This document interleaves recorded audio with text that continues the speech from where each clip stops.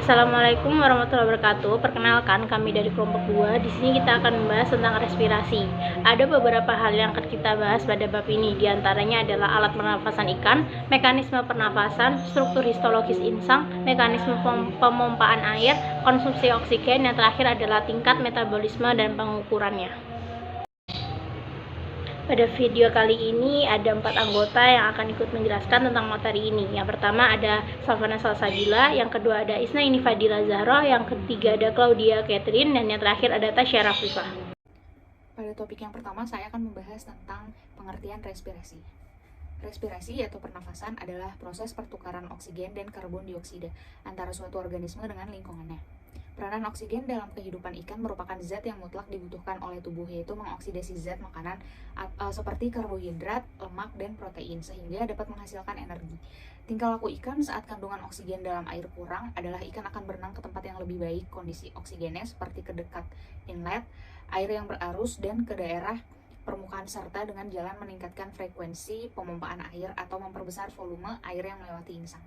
Adapun komponen-komponen pada sistem pernafasan antara lain alat pernafasan atau insang, oksigen dan karbon dioksida, dan darah seperti butir-butir darah merah dan juga Hb. Prinsip pernafasan yaitu proses pertukaran gas terjadi secara difusi. Pada proses difusi terjadi suatu aliran molekul gas dari lingkungan atau ruang yang konsentrasi gasnya tinggi ke lingkungan atau ruang yang konsentrasi gasnya rendah. Selanjutnya saya akan membahas tentang pernafasan ikan, yaitu insang.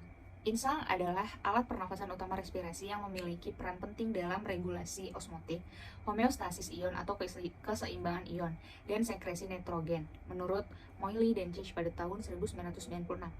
Menurut pendapat Windarti dan Simarmata pada tahun 2015 menyatakan bahwa insang juga adalah organ yang dapat terpapar langsung dengan lingkungan sehingga memiliki potensi yang dapat digunakan sebagai bioindikator polusi lingkungan.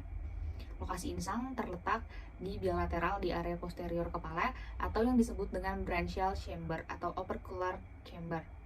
Fungsi insang yaitu bertanggung jawab dalam pertukaran garam dan air serta berperan dalam mengekskresikan produk buangan nitrogen. Dalam melakukan pertukaran gas, oksigen berdifusi sepanjang epitel lamela, sedangkan karbon dioksida diekskresikan sebagai gas terlarut melalui lamela atau dalam bentuk bikarbonat oleh sel penghantar ion. Ada beberapa bagian utama yang menyusun insang, yaitu yang pertama ada arcus branchialis atau lengkung insang, kemudian ada filamen branchialis atau filamen insang, dan yang terakhir ada branchiospinalis atau raker insang. Pada umumnya, ikan mempunyai 4 arcus branchialis, meskipun terdapat beberapa jenis ikan dengan jumlah arcus branchialis lebih banyak maupun sedikit, seperti yang terdapat pada jenis ikan Lagocephalus scleratus mempunyai 3 pasang, dan pada ikan Solea senegalensis mempunyai 5 pasang. Filamen branchialis dan branchiospinalis mempunyai peran penting dalam menyaring dan mengontrol ukuran partikel pakan yang masuk ke dalam faring. Ikan yang menggunakan teknik penyaringan untuk mencari pakan seperti Dorosoma cepedianum diketahui memiliki ukuran branchiospinalis lebih panjang dibandingkan dengan ikan yang bersifat karnivora, seperti Pomadaesis maculatus. Selanjutnya terdapat struktur insang. Insang ditutupi oleh operkulum, masing-masing lembar insang terdiri dari yang pertama ada tapis insang atau gill rakers. Gill rakers biasanya disebut sebagai lapisan dalam arcus insang yang terdapat satu atau lebih struktur keras. Struktur tersebut memiliki fungsi memendekkan dan mengagregasi partikel makanan dan untuk memposisikan makanan besar sebelum masuk ke dalam esofagus lalu ke lambung atau usus. Kemudian yang kedua terdapat lengkung insang atau gill arch atau gill arcus. Sebagian besar teleoste memiliki 4 pasang arcus insang yang memanjang dari dasar hingga langit-langit rongga pipi. Setiap pasang arcus insang disokong oleh kartilago atau tulang rawan yang terhubung dengan otot abduktor dan aduktor yang mengatur gerakan insang. Arcus insang ditutupi oleh jaringan epidermis dan biasanya disokong dengan sel mukus. Di bawah epidermis biasanya terdapat susunan jaringan limfoid yang terdiri dari limfosit dan sel berukuran besar mengandung granula eosinofilik. Kemudian insang ditutup dan dilindungi oleh operkulum. Setiap arcus insang terbagi menjadi lamela primer. Kemudian yang terakhir terdapat filamen insang atau gill filamen. Setiap insang terdiri dari 4 filamen yang terdiri dari lamela primer dan lamela sekunder. Permukaan lamela primer memanjang dengan adanya bentukan ke arah dorsal dan ventral membentuk lipatan semilunar reguler yang disebut lamela sekunder. Struktur ini menyediakan area permukaan yang mendukung fungsi respirasi dan ekskresi. Lamela pada insang bersifat bebas sehingga memiliki permukaan bernafas yang lebih luas. Selanjutnya terdapat gambar anatomi dari insang, yaitu ada gill archer, raker atas, raker bawah, kemudian terdapat posterior raker, anterior raker, dan yang terakhir ada gill filamen. Saya akan membahas tentang penyusun pertama yang menyusun insang, yaitu arcus branchialis atau lengkung insang. Arcus branchialis merupakan jalur pernafasan atau arterial dan jalur arterivenous yang berasal dari pembuluh darah filamen yang berhubungan langsung dengan respirasi dan sirkulasi.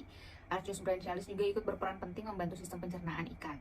Lengkungan yang menunjuk ke arah ventral melekat pada ossa ceratobranchialia, sedangkan lengkungan yang mengarah pada arah dorsal melekat pada ossa epibranchialia.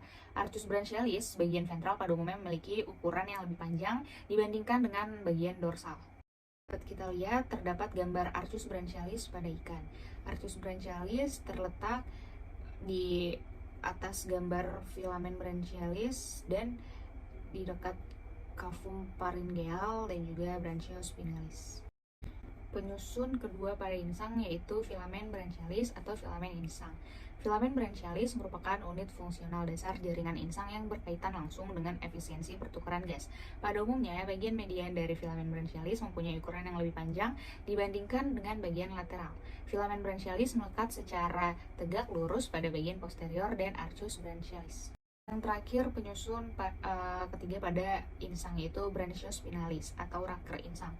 Branchiospinalis adalah tulang-tulang kecil yang terbentuk dari tulang rawan, terdiri dari sepasang atau lateral dan medial, dan terletak pada bagian anterior dari arcus branchialis. Pada bagian medial, branchiospinalis memiliki ukuran yang lebih besar dibandingkan dengan bagian lateral. Branchiospinalis berperan penting dalam rangka mengendalikan ukuran partikel pakan yang masuk ke dalam ruang faring. Membran branchiostegal atau sering juga disebut sebagai membran insang merupakan selaput tipis yang terletak sejajar dengan aparatus aperkular. Membran ini memiliki fungsi utama, yaitu sebagai ventilasi, transportasi air, dan katup untuk mengontrol aliran air keluar selama bukaan insang. Mekanisme pernafasan. Ikan bernafas dengan menggunakan insang yang berada di sisi kanan dan juga sisi kiri yang ada pada kepala ikan. Bila ingin menarik nafas, maka ikan akan membuka mulutnya dan menutup insang. Kemudian oksigen akan masuk dari mulut, kemudian menuju ke insang. Oksigen akan diserap oleh pembuluh darah yang ada pada insang. Lalu katup insang akan terbuka dan akan mengeluarkan gas karbon dioksida dan juga air. Proses pernafasan berakhir ditandai dengan tertutupnya mulut ikan. Mekanisme pernafasan ada dua, yaitu inspirasi dan ekspirasi. Yang pertama ada inspirasi, yaitu saat mulut ikan membuka dan tutup insang menutup. Ciri-cirinya adalah mulut terbuka, rongga bukoparis dan rongga insang menggelembung. Kemudian selaput operkulum tertutup dan pada keadaan ini air masuk atau terisap. Yang kedua ada ekspirasi, yaitu saat mulut ikan menutup dan tutup insang terbuka. Ciri-cirinya adalah mulut tertutup, rongga bukoparis dan rongga insang berkonsentrasi, selaput operkulum terbuka. Pada keadaan ini air mengalir dari rongga mulut dan rongga insang ke arah luar. Difusi yang umumnya terjadi pada lamela sekunder dan terdiri dari pertama, transfer oksigen terlarut. Ada perbedaan PO2 antara air dan darah. PO2 pada arteri aferen kurang lebih PO2 air O2 dari air ke dalam sel.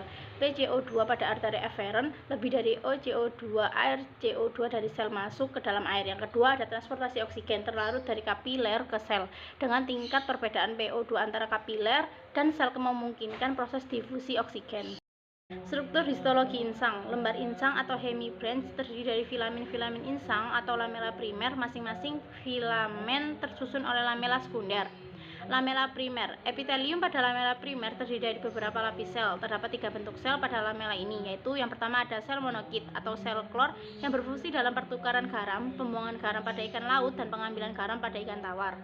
Yang kedua ada sel mukokit yang berfungsi untuk menghasilkan mukus. Yang ketiga ada sel yang sedikit mengalami perubahan yang hampir menyerupai sel epitelium bagian dari lamela sekunder. Jumlah dari filamen insang per cm persegi tergantung pada ukuran dan luas permukaan tubuh. Kebiasaan hidup ikan seperti darter hidup di dasar, jumlah filamennya 300, tenggiri berat 800 gram, jumlah filamennya 2400, dan perka berat 30 gram, jumlah filamennya 1500. Yang kedua adalah lamela sekunder. Setiap lamela sekunder merupakan bungkusan sel yang berada di membran basalis dengan dua permukaan yang disokong oleh sel pilar. Ruang antara sel pilar disebut lakuna, menghubungkan arterial aferen dan eferen. Pertukaran gas berlokasi di permukaan lamela ini. Epitel pada lamela sekunder biasanya hanya selapis. Konsumsi oksigen. Indikator dari respirasi adalah jumlah oksigen yang dikonsumsi oleh suatu jenis ikan. Tingkat konsumsi oksigen ini menunjukkan tingkat metabolisme.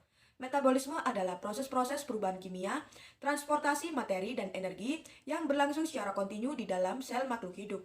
Metabolisme ada dua, yaitu anabolisme atau penyusunan dan katabolisme atau penguraian pada hewan berdarah panas. Laju metabolisme diukur berdasarkan jumlah panas yang dihasilkan. Pada hewan berdarah dingin atau ikan, metode tersebut sulit untuk dilakukan. Metode yang umumnya dilakukan untuk mengukur laju metabolisme ini adalah mengukur jumlah konsumsi oksigen. Tingkat metabolisme dinyatakan dalam panas yang dihasilkan atau oksigen yang dikonsumsi per unit waktu. Konsumsi oksigen adalah indikator respirasi yang juga menunjukkan metabolisme energetik. Nilai konsumsi oksigen ikan diketahui dari respirasi yang dilakukannya. Eshrak and Moyle 1990 mengemukakan bahwa respirasi pada ikan termasuk proses mengambil oksigen dari lingkungan dan mengeluarkan gas buang ke lingkungan. Tingkat konsumsi oksigen ikan diukur menggunakan respirometer. Beberapa penelitian telah dilakukan untuk mengukur tingkat konsumsi oksigen ikan dengan menggunakan respirometer. Faktor-faktor yang mempengaruhi tingkat konsumsi oksigen. 1. Faktor luar. Tekanan parsial oksigen yang terdiri dari dua tipe, yaitu ada yang tingkat konsumsi oksigennya tergantung pada keadaan tekanan oksigen atau conformer. Ada yang tingkat konsumsi oksigennya relatif konstan pada kisaran tekanan parsial oksigen yang sempit. Peningkatan suhu pada batas tertentu diikuti dengan peningkatan laju metabolisme. Faktor lain yaitu misalnya makanan, salinitas, dan karbon dioksida. 2. Faktor dalam terdiri dari 1. Ukuran ikan, 2. Jenis ikan, dan faktor lain yaitu aktivitas, pemuasan, dan kondisi kesehatan. Tingkat metabolisme. 1. Metabolisme dasar atau basal metabolik. Metabolisme dasar adalah kuantitas oksigen yang dikonsumsi ketika ikan berada pada kondisi istirahat, tidak makan, dan tidak dalam lingkungan yang netral.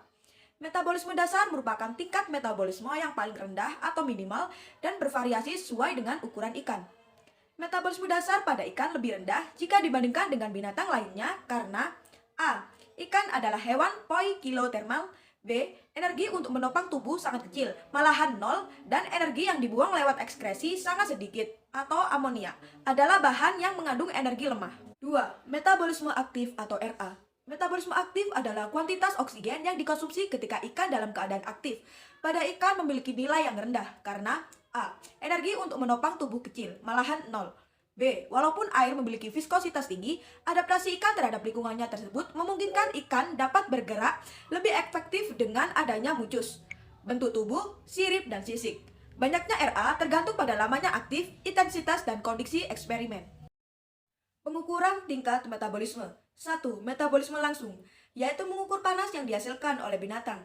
Teknik ini kadang-kadang membutuhkan instalasi khusus, yaitu ruang metabolisme adiabatik yang sangat canggih, yang memungkinkan dapat mengukur variasi perbedaan panas sangat lemah, yaitu antara 0,02 sampai 0,03 derajat Celcius. Metode tersebut sering digunakan untuk hewan darat dan penggunaannya pada lingkungan akuatik sulit dilakukan. 2. Metode tidak langsung. Metode ini didasarkan pada respirasi untuk menduga panas yang dihasilkan atau energi yang dibelanjakan melalui koefisien ekuivalen energi atau koefisien oksikalori dan quotient respirator, yaitu RQ sama dengan volume CO2 yang dihasilkan berbanding volume O2 yang dikonsumsi. Avandi dan Tang 2017 menyatakan pengukuran yang secara tidak langsung didasarkan pada konsumsi oksigen merupakan teknik yang paling sederhana untuk mempelajari metabolisme pada ikan. 3. Pengukuran pada wadah dengan aliran kontinu, di mana suhu dipertahankan dan kandungan O2 pada air masuk dan keluar diukur, umumnya dengan menggunakan elektroda. Dengan diketahuinya kandungan O2 tersebut serta debit air dapat dihitung konsumsi O2 serta jumlah ikan dan waktu pengukuran tidak terbatas. 4. Pengukuran pada wadah tertutup. Pada prinsipnya, ikan yang berukuran tertentu diletakkan dalam suatu wadah tertutup dengan volume air tertentu dan kandungan O2 dalam air diukur pada awal dan akhir percobaan. Konsumsi O2 atau Mg, O2 per Kg per H dapat diketahui. Kelemahannya adalah jumlah ikan terbatas dan kebutuhan oksigen sedikit. Tidak ada aliran air serta volume air diketahui. Ini dilakukan pengukuran kadar O2 dalam interval waktu tertentu, pengambilan contoh air untuk diukur melalui metode Winkler atau penurunan kandungan O2. Hal ini akan menurunkan laju konsumsi. Akibatnya, nilai yang diperoleh kurang mencerminkan kondisi sebenarnya. Mekanisme dalam pemompaan air dilakukan dengan cara Air masuk ke dalam rongga mulut melalui mulut karena adanya perubahan volume buccal dan rongga operculum, meninggi dan merendahnya atap dari faring mengubah ukuran rongga mulut, sedangkan pada volume rongga operculum dipengaruhi oleh gerakan operculum ke dalam dan keluar. Jenis ikan tidak aktif menyaring, tetapi terus-menerus berenang mempertahankan arus yang melalui insang. Efisiensi pertukaran gas pada teleostei sangat tergantung pada arus berlawanan dari arah yang kaya oksigen dengan daerah yang miskin oksigen atau yang disebut counter current. Yang pertama, pengaturan pernapasan, pemacu, ventilasi. Pada ikan, syaraf-syaraf respirasi agak menyebar terletak pada dasar dari medula. Syaraf pemacu yang membangkitkan ritme bernapas pada binatang mulai dari annelida hingga vertebrata. Selanjutnya ada pengangkutan oksigen dan karbon dioksida. Ada 4 macam pigmen pernafasan yang ditemukan pada binatang, yaitu yang pertama ada hemoglobin, yang kedua ada chlorocruorien, yang ketiga ada hemocyanin, dan yang keempat ada hemoritrin. 4 pigmen yang sudah saya sebutkan tadi secara biokimianya cukup berbeda. Pada suatu jenis binatang dapat ditemukan lebih dari satu jenis pigmen. Pada ikan, pigmen pernapasannya adalah hemoglobin. Hemoglobin ini merupakan pigmen pernapasan yang paling efisien. Hemoglobin terdiri dari kata heme dan globin, yang itu heme artinya metalopopirin dan globin adalah protein. Heme itu terdiri dari 4 pirol dengan struktur ciklik terapirol yang disebut dengan porpirin. Porpirin ini berperan dalam proses fotosintesis atau disebut klopropi, enzim katalase, transfer elektron, sitokrom, transfer gas hemoglobin, dan beberapa pigmen lainnya. Yang paling penting di antara porpirin adalah metaloporpirin dengan 1 atom logam atau yang disebut Fe berkaitan dengan 4 atom nitrogen pirol. Silat dari hemoglobin yang paling penting adalah kemampuan untuk mempermudah atau mempercepat difusi oksigen atau biasanya disebut O2. Silat ini juga berlaku untuk perpindahan oksigen atau O2 yang cepat dari kapiler ke mitokondria. Pengikatan oksigen atau O2 ini tergantung pada pH dan kandungan CO2 atau karbon dioksida serta suhu. Peningkatan keasaman akibat penumpukan CO2 atau karbon dioksida atau metabolit yang lain mengakibatkan menurunnya afinitas dari oksigen atau yang disebut O2 dengan lebih siap melepas O pada efek Bohr. Reverse Bohr effect pada beberapa invertebrata atau Limulus sp, Tubifax sp, dan Helix sp memiliki daerah dengan suatu peningkatan afinitas oksigen dan keasaman yang tinggi. Jadi tingginya level dari karbon dioksida atau CO2 tidak menghambat kemampuan mengikatkan oksigen atau O2 dan meneruskannya ke jaringan. Transfer dari CO2 atau karbon dioksida, enzim karbonik anhidris untuk mengkatalisa reaksi hidroksi bolak-balik senyawa CO banyak terdapat dalam jaringan. CO2 ini dari jaringan terus melalui kapiler darah dan terus ke eritrosit. Sedikit CO terlarut dalam plasma dan membentuk H2CO3 di mana 90% dari CO masuk ke dalam sel darah merah serta terus ke karbo 2 amonia dan membentuk H2CO3. Beberapa bagian H2CO3 ini masuk kembali ke plasma.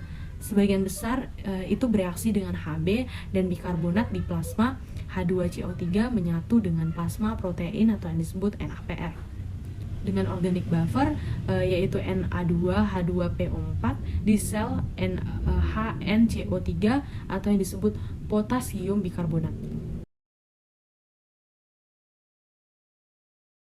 Sekian dari kelompok kami, kurang lebihnya kami mohon maaf. Wassalamualaikum warahmatullahi wabarakatuh.